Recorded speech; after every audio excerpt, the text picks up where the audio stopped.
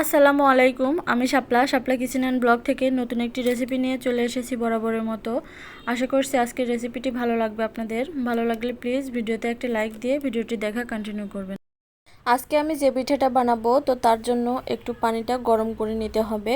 পানিটা যখন টকবক করে ফুটতে শুরু করবে তখনই আমি আলো চালের গুঁড়াগুলো দিয়ে দিব। এখানে পরিমাণ মতো লবণ দিয়ে দিলাম। তারপরে পানিটা দেখুন ফুটে উঠেছে। এখন আমি শুকনা চালের গুঁড়াটা দিয়ে দিলাম। এটা আমি বাজার থেকে কিনা আটা ব্যবহার করছি। আপনারা চাইলে হাতে মেশিন থেকে ভাঙিয়ে যে আটাটা হয় সেটাও ব্যবহার করতে পারেন।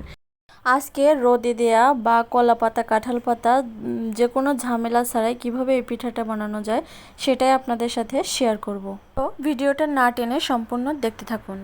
এখন এটাকে আমি নামিয়ে ঠান্ডা করে এভাবে মেখে নিচ্ছি।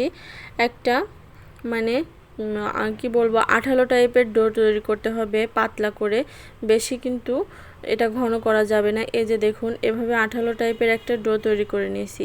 আর আমি এখানে নিয়েছি বাজার থেকে যে সব জিনিসপত্র কিনে আনি আমরা সে শপিং ব্যাগে, সেই শপিং ব্যাগটা এখানে ব্যবহার করেছি।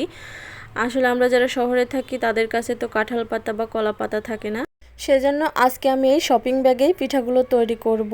আর এখানে আমি ফুড কালার দিয়ে একটু আটা মেখে রেখেছিলাম, সেটাই এখানে সিরিজে ভরে নিয়েছি। এখন এটা দিয়ে এভাবে ডিজাইন করে বানিয়ে নিচ্ছি। আপনারা যেরকম যে ডিজাইন পারবেন সেরকম দিয়ে দেবেন।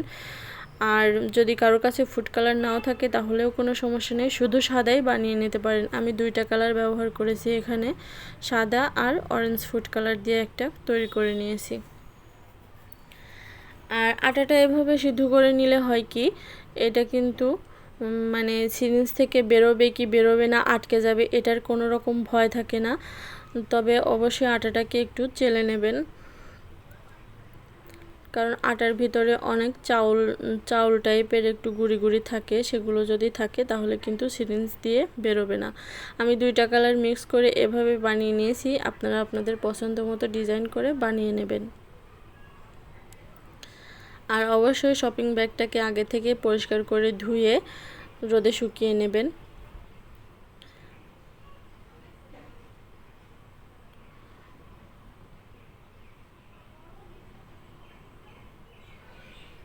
তো এই যে আমি এইভাবে করে সবকটা ডিজাইন করে নিয়েছি। আশা করছি আপনাদের ভালো লেগেছে।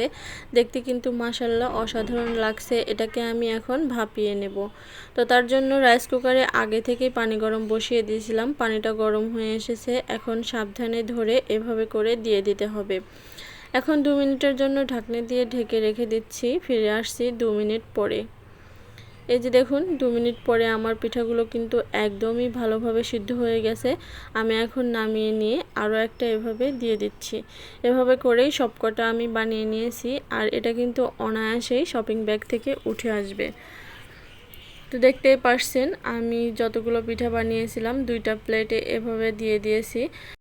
এখন এটাকে আমি ভালো করে ফ্যানের বাতাসে শুকিয়ে নেব। এখন যেহেতু প্রচুর গরম পড়ছে আর ফ্যান সারাদিনই চলে, তাই আমি এটা রাত্রে বানিয়েছিলাম, সকালবেলাতেই মানে দুপুরবেলাতেই পুরোপুরি এটা শুকিয়ে গেছে।